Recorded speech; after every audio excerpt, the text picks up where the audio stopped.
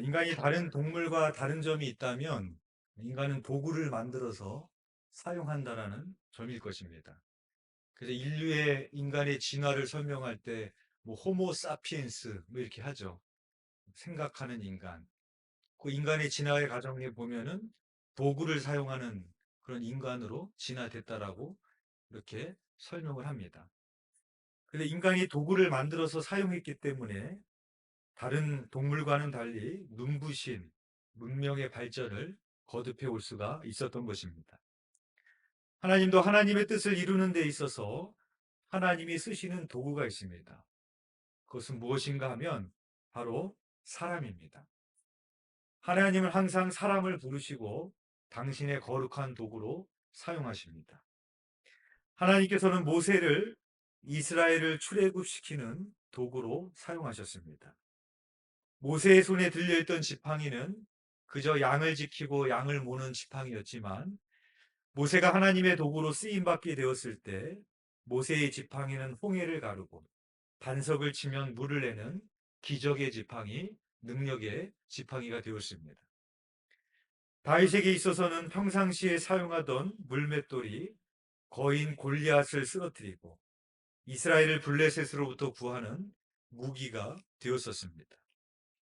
베드로의 생계를 유지하게 했던 그물은 주님의 손에 의하여 사람을 낚는 그물이 되고 죄악의 덫에 걸린 인생을 구하는 영적 능력의 그물이 되었습니다. 예수님께 드렸던 한 소년의 오병이어는 장정 5천이 먹고도 12방울이가 남게 되는 나눔의 기적의 도구가 되었습니다. 바울이 가지고 있었던 로마 시민권은 복음을 로마에까지도 전할 수 있는 복음의 통로로 사용되게 되었습니다. 오늘 본문인 열왕기상 7장을 보면 솔로몬이 성전을 건축하는 내용이 나옵니다. 우리는 성전 건축을 솔로몬이 했다라고 말을 하지만 그것은 솔로몬 혼자 한 일이 아니었습니다. 먼저는 아버지 다윗으로부터 인하여 시작된 겁니다. 다윗이 왕이 되자마자 제일 먼저 했던 것은 군대를 강화시켰던 것도 아니고 인사를 개편했던 것도 아니고 실로에 방치되었던 언약궤를 다윗성으로 옮겨왔습니다. 누구보다도 하나님의 성전을 사모했던 사람이 바로 다윗이었습니다. 그래서 그 다윗의 마음을 하나님께서 아셨기에 다윗은 전쟁으로 많은 피를 보았기 때문에 평화라는 이름을 가지고 있는 솔로몬, 살롬의 때에 성전을 건축하기로 또 하나님께서 약속하신 것입니다. 그러니까 사실상 성전 건축의 시작은 다윗인 거죠. 여러분, 하나님께서 하나님의 일을 시작할 때 그것이 기도로부터 시작되고 하나님 우리에게 주신 비전으로부터 시작된다는 것을 우리는 깨달아야 됩니다. 다윗의 때에 성전이 없었죠. 성전이 우리 눈에 보이지 않습니다. 그러나 성전 건축은 다윗의 때 이미 시작이 된 겁니다. 다윗에게 주신 마음의 소원과 비전이 있었기 때문에. 느헤미야가 성벽을 재건을 합니다. 그 느헤미야가 성벽을 재건하는 건 언제 시작됐을까요? 예루살렘으로 돌아갔을 때, 사람들을 불러 모았을 때, 처음으로 삽을 한 삽 펐을 때, 그때가 시작일까요? 그것의 시작은 느헤미야가 성벽이 불탔다는 소식을 들었을 때 금식하며 하나님 앞에 기도했다라고 말하고 있습니다. 그 성벽의 재건은 예루살렘으로 갔을 때 시작된 게 아니에요. 그 마음속에 하나님이 주신 비전과 기도가 있을 때 그때 이미 성벽 재건이 시작이 된 겁니다.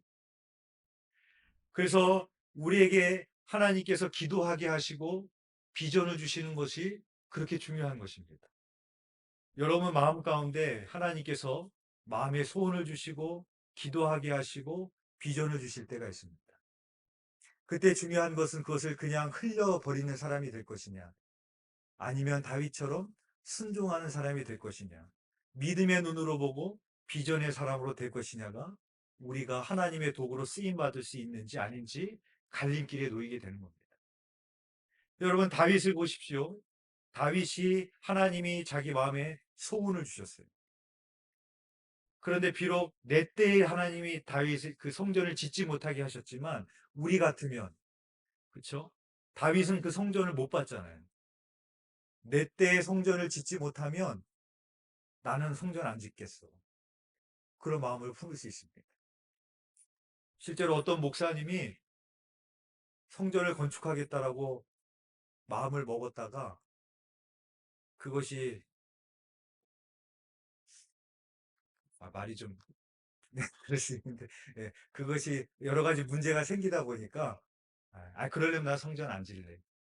이렇게 바꾸는 그런 경우도 제가 본 적이 있습니다. 인간적인 마음이라는 게 그런 거죠. 내가 영광을 봐야 되는데 내가 그 성전 보지도 못하는데 뭐하러 내가 그렇게 고생할 필요가 뭐 있어. 그런 마음 가질 수 있죠. 그러나 다윗은 나에게 하나님이 그런 마음의 소원을 주셨어요. 그래서 그것을 위해서 기도했고 그것을 위해서 여러 가지의 성전에 필요한 재료를 준비합니다. 내 때에 보지 못하더라도. 그래서 성경에 보면은 솔로몬이 성전을 건축을 한 이후에 하나님께서 다윗을 통하여서 준비하게 했던 금과 은과 많은 예물들이 건축을 하고도 남아서 성전 곳간에 두었다라는 그런 말씀이 나오는 것을 볼 수 있습니다.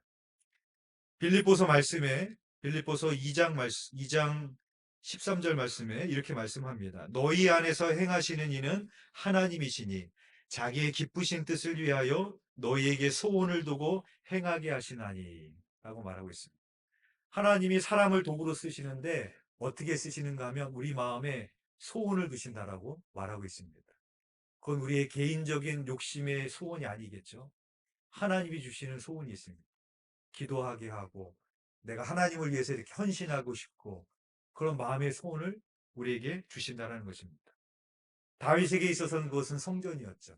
내가 원하는 한 가지 일, 그것을 구하리니 내가 여호와의 아름다운 집에 거하면서 주님의 아름다움을 앙모하는 것이라고 했던 다윗의 그 마음에 소원을 두셨을 때 이미 성전은 시작이 된 거예요. 그때 건축이 시작된 거예요. 자기 때에 보진 못했지만 결국 그 마음에 주었던 기도의 제목과 소원을 하나님께서 솔로몬에게 가서 이루시는 것을 볼 수 있습니다. 바라기는 하나님께서 여러분들의 마음에 소원을 주시고 비전을 주시고 기도하게 하실 때 하나님의 능력의 도구로 쓰임받는 여러분 되시기를 주님의 이름으로 축복합니다. 오늘 본문 13절에서 14절에 보면은 오늘 또 성전 건축을 위해서 하나님께서 예비해 두셨던 사람이 등장을 합니다. 우리 13절에서 14절 우리 한번 봉독해 보겠습니다. 시작. 솔로몬 왕이 사람을 보내어 히람을 두로에서 데려오니 그는 납달리 지파 과부의 아들이요 그의 아버지는 두로 사람이니 노스의 대장장이라. 이 히람은 모든 논일의 지혜와 총명과 재능을 구비한 자이더니 솔로몬 왕에게 와서 그 모든 공사를 하니라. 아멘. 하나님께서는 모세를 통하여서 성막을 짓게 하셨습니다. 그러나 모세 혼자 성막을 짓는 것이 아닙니다. 하나님께서는 성막을 짓기 위해서 여러 사람들을 예비해 두셨는데 대표적으로 부살렐과 오홀리압이라는 사람이 있었습니다. 부살렐은 요즘으로 말하면 금속 공예와 보석을 세공하는 전문가입니다. 부살렐은 히람처럼 성막 안에 금과 은과 노수로 된 여러 가지 기구들을 만들었습니다. 오홀리압은 제사장의 의복이나 여러 가지 수 놓는 일을 하는 정교한 일을 하는 사람이었습니다. 하나님께서 모세에게 성막을 지으라고 명령하셨지만 성막을 짓기 위하여서 부살렐과 같은 사람, 오홀리압 같은 사람이 있어야 됐었음을 우리가 보게 되었습니다. 마찬가지로 성전을 지을 때도 솔로몬이 혼자 다 할 수 없죠. 하나님께서는 그래서 노수로 만드는 일의 전문가였던 히람을 예비해 두셨습니다.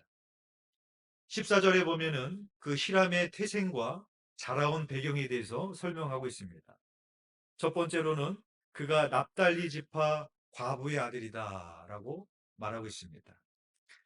납달리 지파니까 어머니는 이스라엘 사람이죠. 그러나 과부였습니다. 그 당시에 소외된 사람의 그룹으로 속했던 사람 중에 한 사람이 과부였습니다. 또 아버지는 두로 사람이었습니다. 이방인입니다. 그러니까 히람은 혈통적으로 이방인과 피가 섞인 혼혈인이었습니다. 그리고 아버지는 노스의 대장장이었습니다. 사람들에게 그 당시에 대우받지 못하는 그런 일을 하는 사람이었을 것입니다. 이 모든 것을 봤을 때 히람은 혈통적으로나 세상적인 조건으로 보나 내세울 것이 없는 그런 사람이었습니다. 그러나 그는 모든 논일에 지혜와 총명과 재능을 구비한 자라고 말하고 있습니다.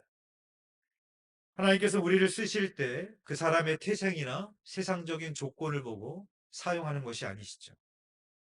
사사기에 나오는 사사 중에 에훗은 왼손잡이였습니다.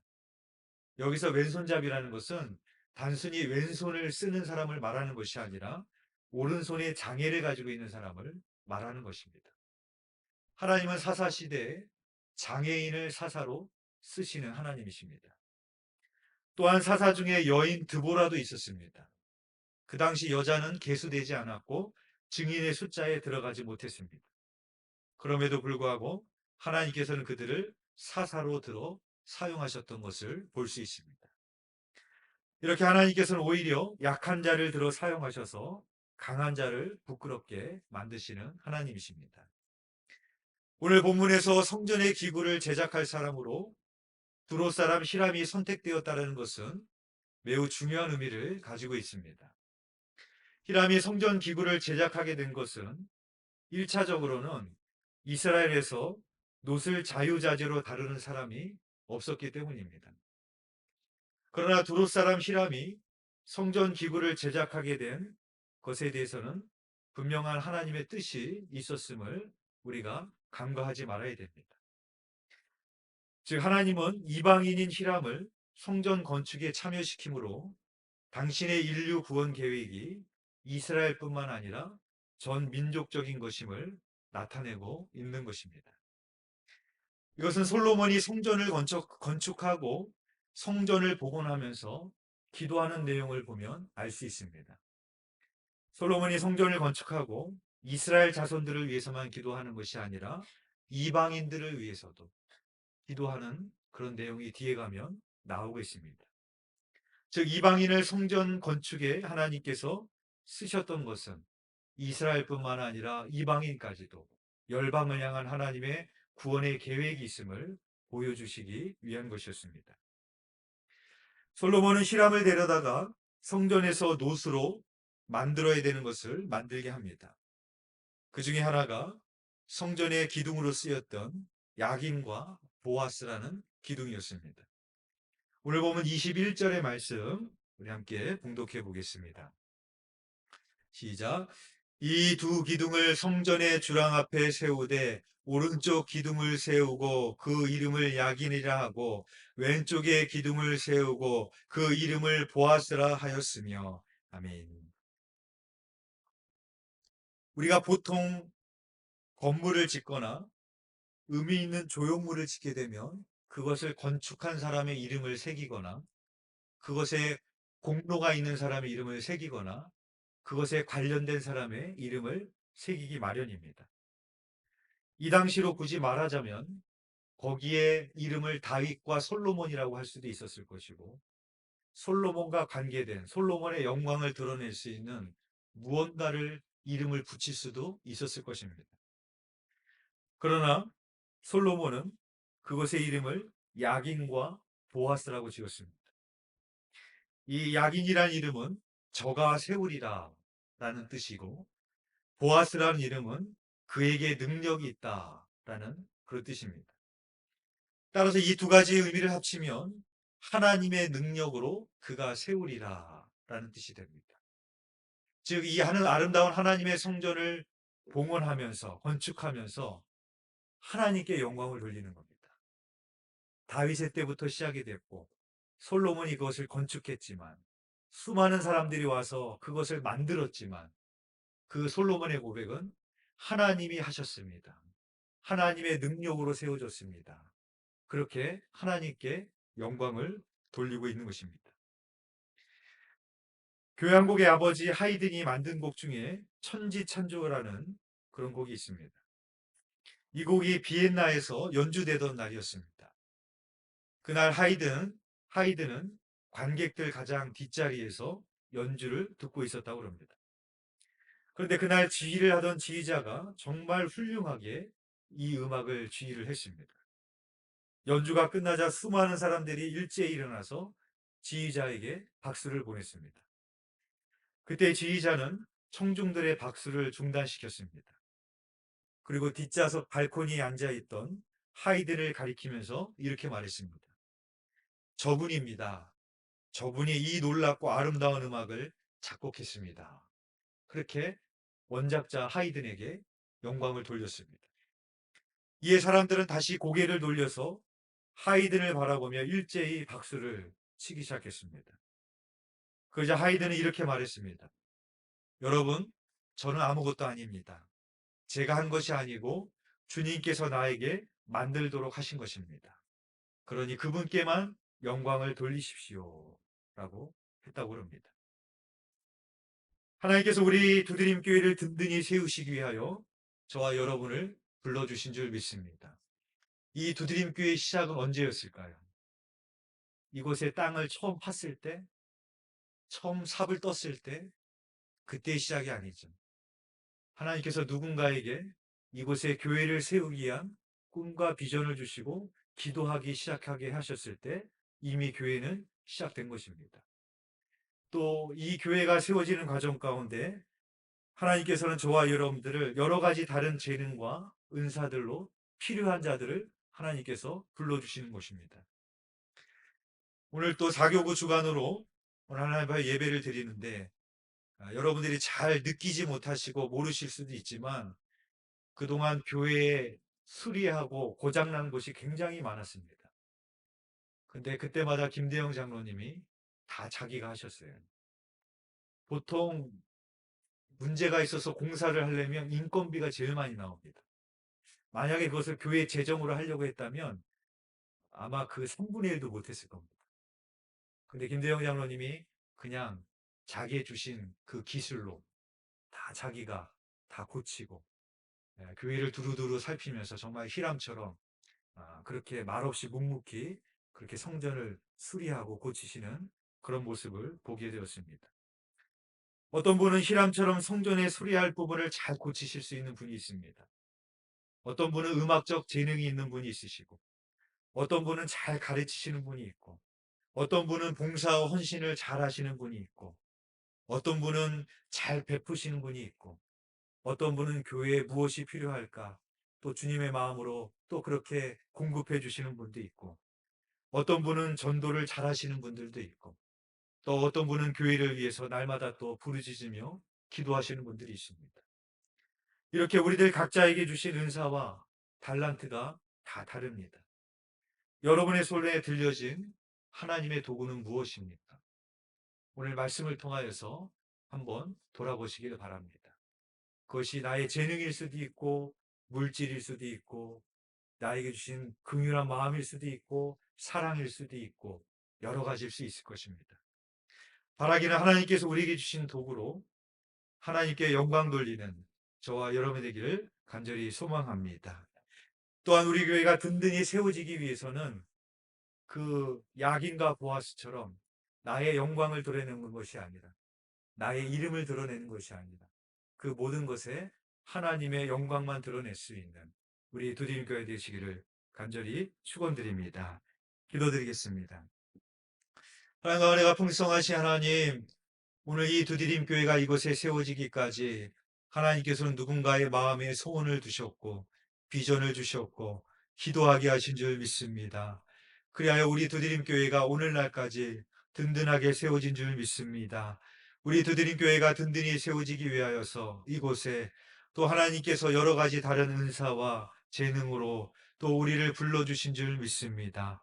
우리가 야긴과 보아스와 같이 오직 하나님의 영광만을 드러내기를 원하며 우리에게 부르심에 따라서 주님의 몸된 교회를 든든히 세워나갈 수 있는 우리 모두가 될 수 있도록 주님 사용하여 주시고 축복하여 주시옵소서. 감사를 드리오며 예수 그리스도 이름으로 기도드렸사옵나이다. 아멘.